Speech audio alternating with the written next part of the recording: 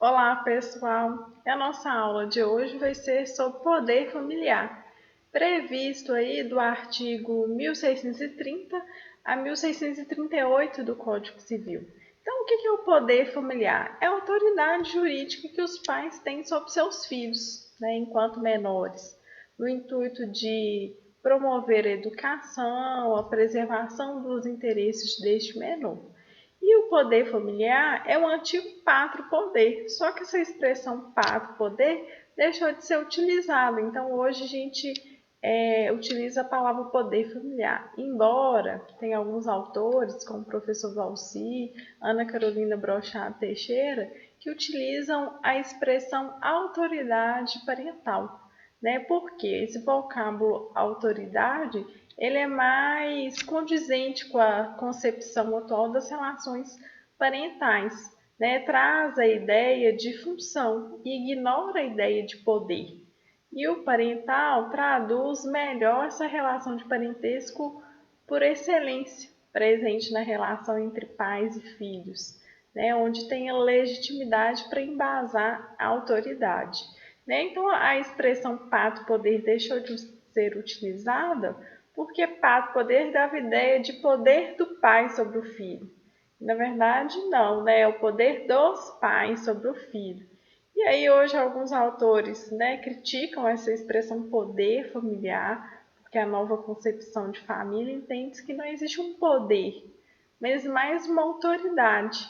E já tem alguns autores que trabalham com a expressão responsabilidade parental, né, que é uma responsabilidade conjunta, onde os filhos também, de uma certa forma, participam na tomada das decisões. Então, o professor Valci e a Renata Almeida fala que o encargo dos pais visa buscar essa formação dos menores, né? Quanto aos temas para os quais estes menores ainda não têm o necessário discernimento, né? Então, é por isso que a decisão ela tem que ser tomada por esses pais. E o exercício do poder familiar, em que ele consiste? Né? Proteger e acompanhar esses filhos menores, suprir todas as necessidades, seja enquanto educação, material, emocional, oferecer suporte para a maturação do seu discernimento na realização de certos atos, então contribuir com essa maturidade, com essa formação desse menor. E os deveres está previsto lá no artigo 1634 do Código Civil. Então compete a ambos os pais, qualquer que seja a sua situação conjugal, né, se é casado, se é solteiro, se é união estável, o pleno exercício do poder familiar que consiste, quanto aos filhos, dirigir-lhes criação e a educação, exercer a guarda unilateral ou compartilhada, conforme prevê lá o artigo 1584, conceder-lhes ou negar-lhes consentimento para casar, né, enquanto eles estiverem na idade núbil de 16 a 18, conceder-lhes ou negar-lhes consentimento para mudar sua residência permanente para outro município, né, consentimento para viajar ao exterior, nomear tutor ou testamento ou documento autêntico, se o outro dos pais não lhe sobreviver, ou se sobrevive não puder exercer esse poder familiar,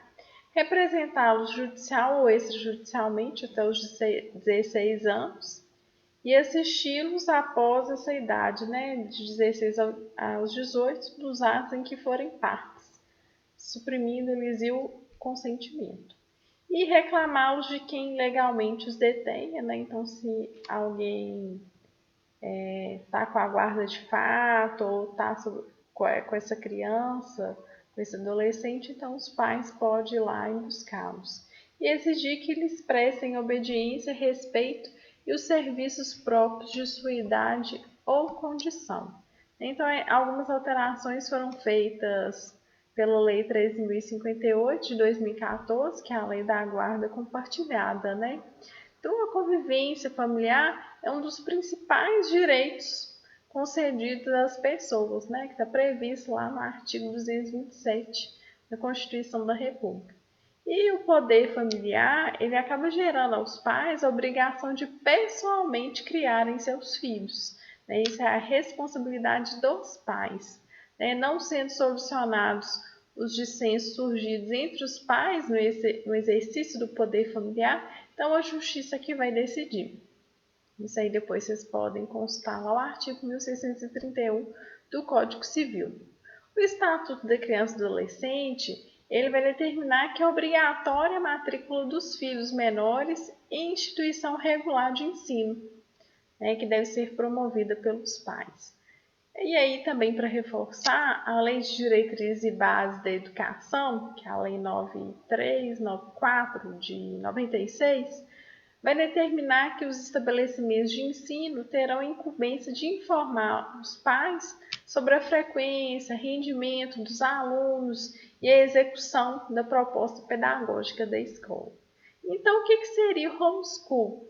Né? Seria a possibilidade dos filhos, né, crianças, adolescentes, estudarem em casa. Então, ao invés de frequentarem a escola, o ensino seria domiciliar. Isso é muito usado, por exemplo, nos Estados Unidos. Só que no Brasil ainda não se permite esse homeschool, né? Então, eu vou até mostrar para vocês uma decisão antiga em que houve, né, uma denúncia pelo Conselho Tutelar em que esses filhos eles não estavam frequentando a escola, e aí a decisão do juiz foi que o descumprimento do dever de ensinar os filhos em rede regular com a permissão à evasão da escola caracteriza infração tipificada no artigo 249 do Estatuto,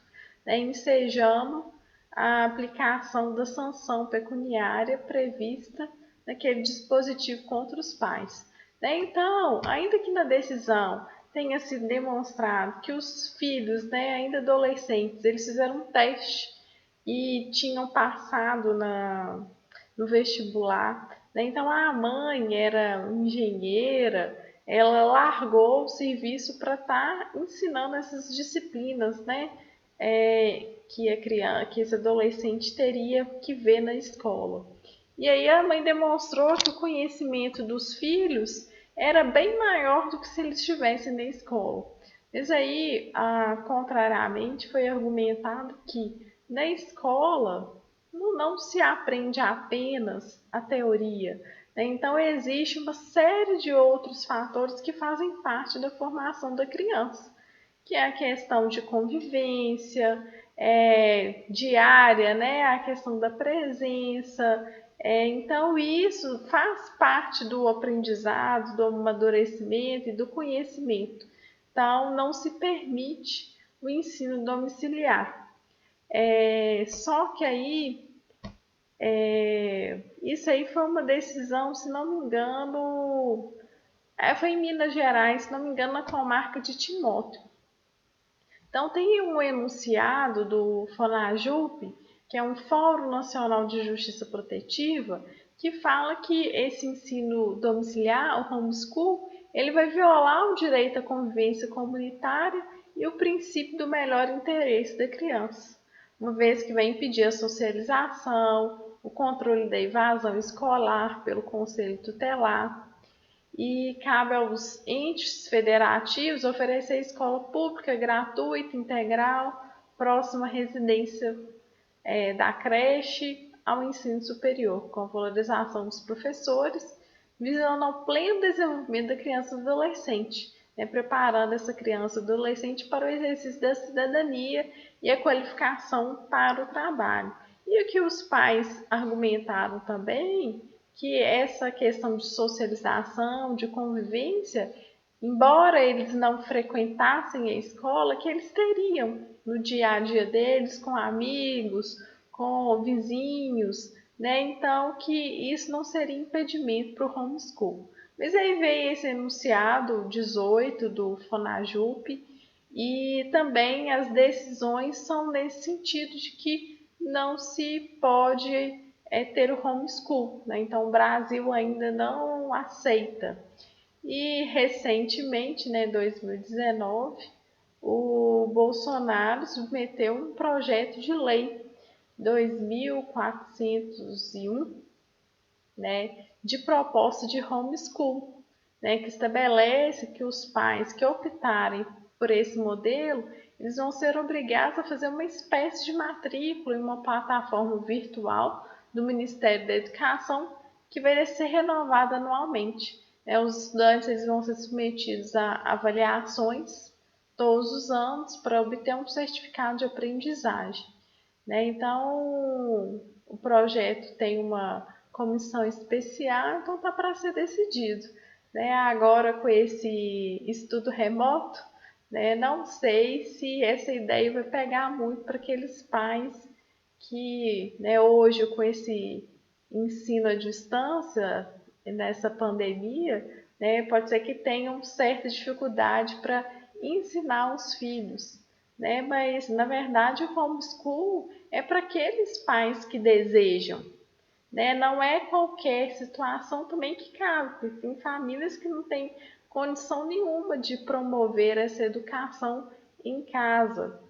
Já outras já têm uma estrutura e acaba que o ensino mesmo é muito melhor do que se vê na escola, já que a gente tem muita greve, paralisações, às vezes o ensino tem sido muito fraco.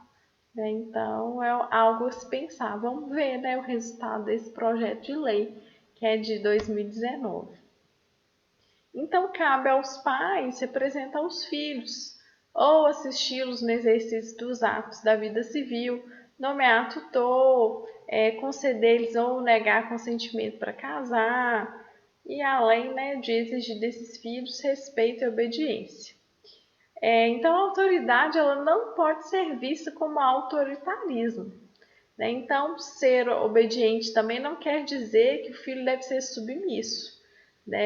Então, permitir essa obediência é autorizar que os pais se façam respeitar também pelo seu maior discernimento e maturidade. Então, assim, existe uma participação dos filhos também na tomada das decisões, mas como eles não têm muito discernimento e maturidade, cabe aos pais, então, tomar uma decisão final.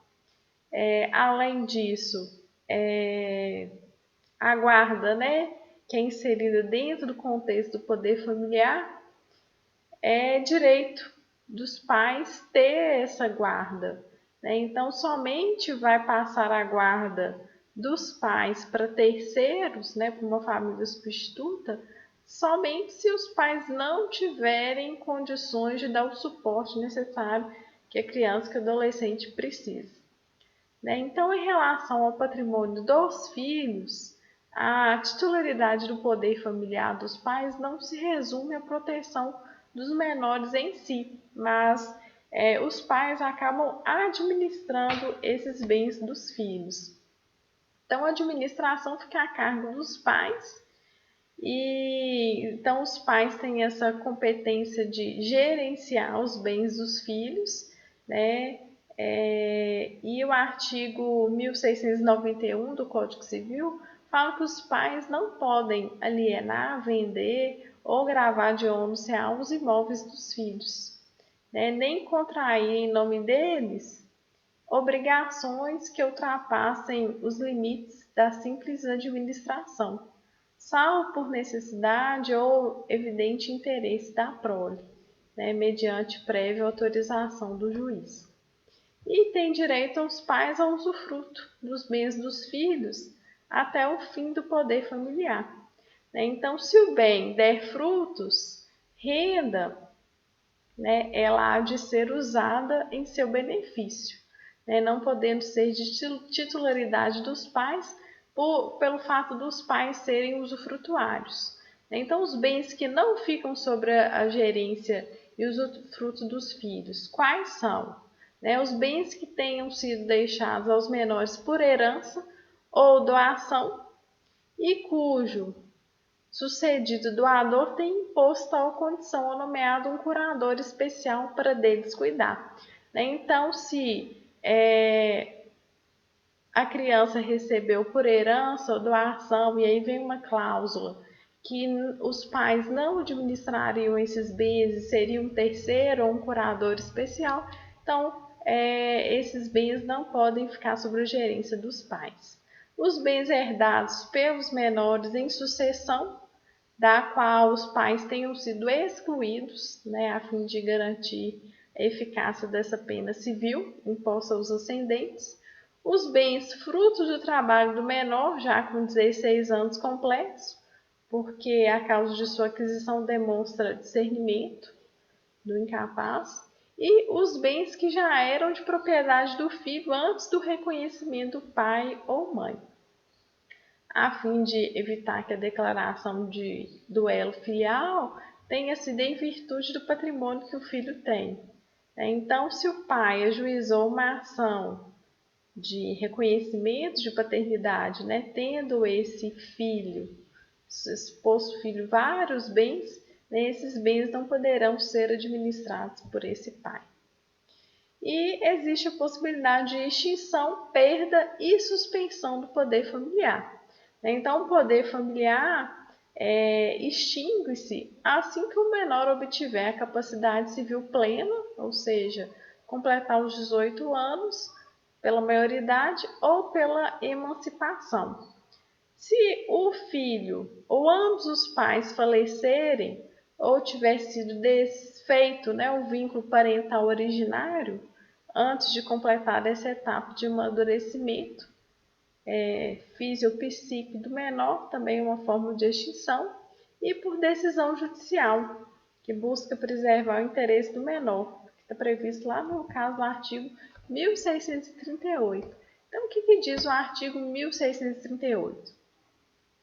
Poderá, por ato judicial, o poder familiar, o pai ou a mãe, né, perderá, que castigar imoderadamente o filho, deixar o filho em abandono, praticar atos contrários à moral e aos bons costumes, incidir reiteradamente nas faltas previstas no artigo antecedente, entregar de forma irregular o filho a terceiros para fins de adoção, né? Então, perderá também por ato judicial o poder familiar aquele que praticar contra outrem igualdade, igualmente titular do mesmo poder familiar, homicídio, feminicídio ou lesão corporal de natureza grave ou seguida de morte, quando se tratar de crime doloso, envolvendo violência doméstica e familiar, ou menosprezando ou discriminação à condição de mulher,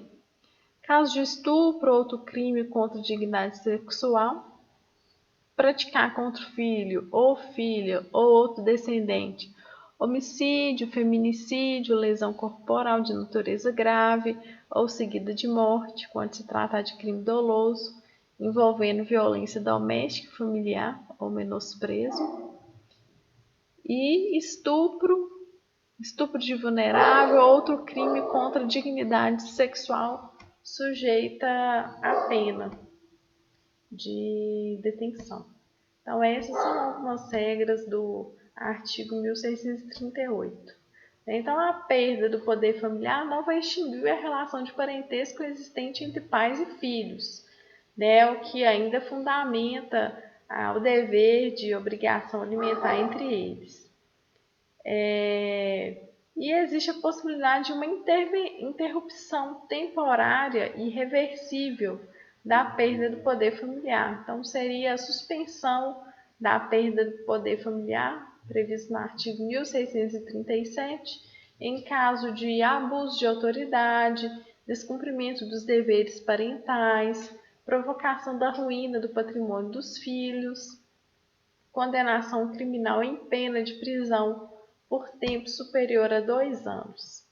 A gente tem um enunciado dos Jornadas de Direito Civil, que é o enunciado 450, que vai falar que, considerando que a responsabilidade dos pais pelos atos danosos praticados pelos filhos menores é objetiva, e não por culpa presumida, ambos os genitores, no exercício do poder familiar, são, em regra, solidariamente responsáveis por tais atos, ainda que estejam separados, divorciados, ressaltar o direito de regresso em caso de culpa exclusiva de um dos genitores.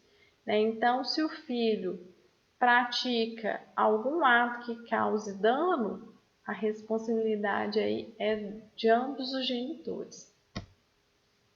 Então é isso com relação ao poder familiar. Qualquer dúvida vocês podem entrar em contato. Até breve.